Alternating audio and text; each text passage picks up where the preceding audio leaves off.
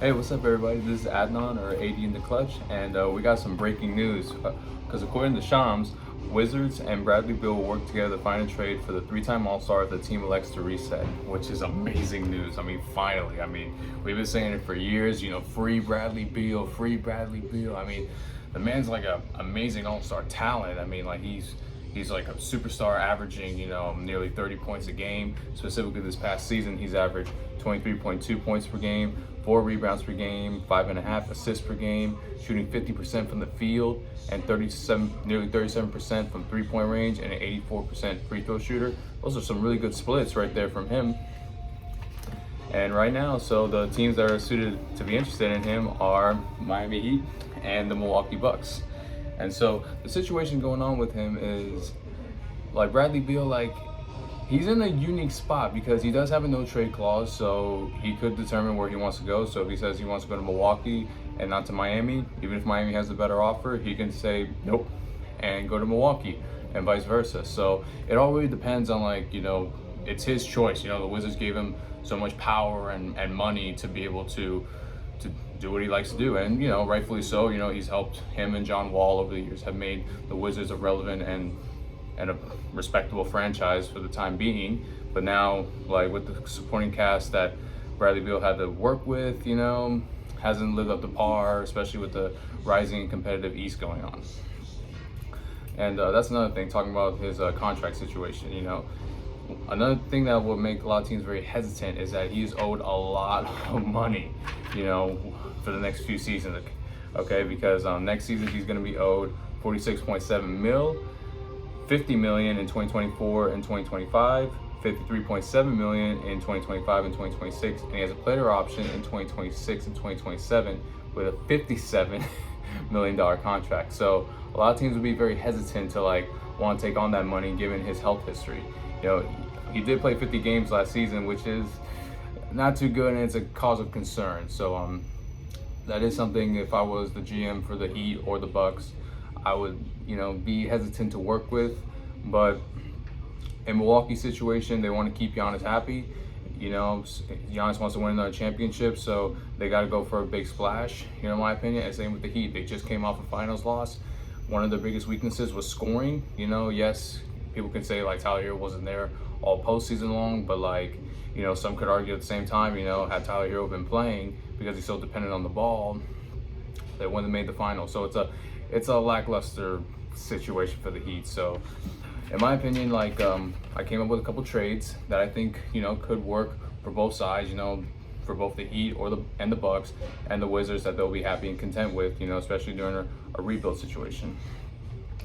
So for the Miami Heat, my trade offer would be, the Heat will get Bradley Beal, and in return they would have to trade Tyler Hero, Kyle Lowry, he's on an expiring contract, and 2 first-round picks, including this year's 2023 18th overall pick.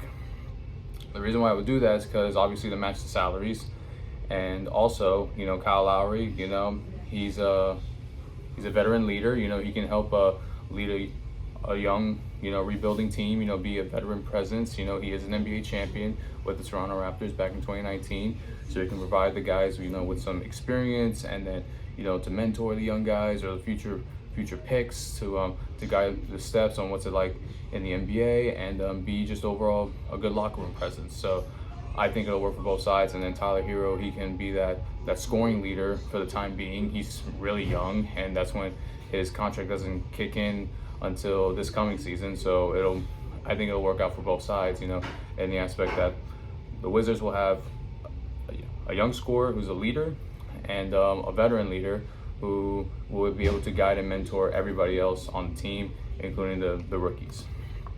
Now for Milwaukee, they have to be a little bit aggressive. I mean, I know maybe a tough ask, but for the Bucks, they will get Bradley Beal, and the Wizards would have to trade Drew Holiday, Bobby Portis, and 2 first-round picks.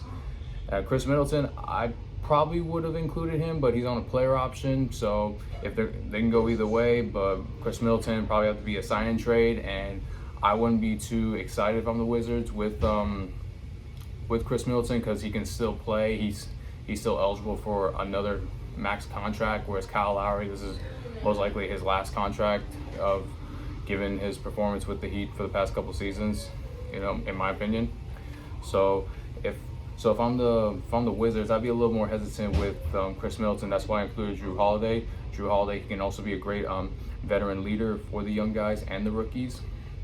He's a great defensive player, so he can build a culture. He can start building culture with the Wizards on defense, on how to grow and how to improve, so they can build championships. Because great teams ultimately win championships, with their defense. Defense is one of the key strengths. Look at the Brooklyn Nets when they had Kevin Durant, Kyrie, and James Harden. They had some of the amazing offense, but they would lose a bunch of games because the defense was non-existent.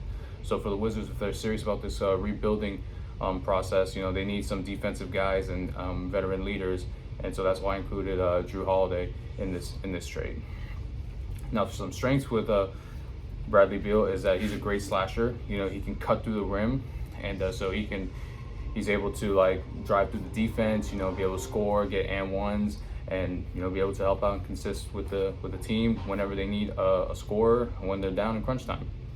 And he also has this amazing step back game. He has James Harden finesse. He'd just be, step back, shoot a three, got him there, got everybody leaning, so he can space the floor, which is a team like the Heat definitely need. That's what they struggled in consistently. They needed that scoring to spread the floor. And because it was mainly Jimmy and then Bam in the playoffs, he'd be so hesitant to drive in the lane, so he would just settle for a bunch of mid-range floaters or jump shots, which were not as efficient for him. So it'd be a great option for both teams, particularly for Miami to be able to space out the floor, and for Milwaukee, so they have a scoring threat, in Bradley Beal, so that first they try to double Giannis, but then they leave Bradley Beal open, he'll kill you on the inside. So, or on the outside, just shooting threes, giving a respectable 3-point percentage. So it's a big gamble for both sides, for both the Heat and the Bucks, if they want to make this trade, if they want to entice them, or another team that we never know could come in out of nowhere and provide a less than offer. Look what happened to Donovan Mitchell. We all thought it was going to be the Knicks that he was going to get traded to, but it ended up being Cleveland for an okay package. The Knicks had some more assets and more picks and more players, but Cleveland was able to come in. So we don't know what's going to happen. I mean, I do believe that the Heat do need Bradley Beal. They do need a star, and they need that go-to guy so that he can take off pressure for Jimmy in the playoffs.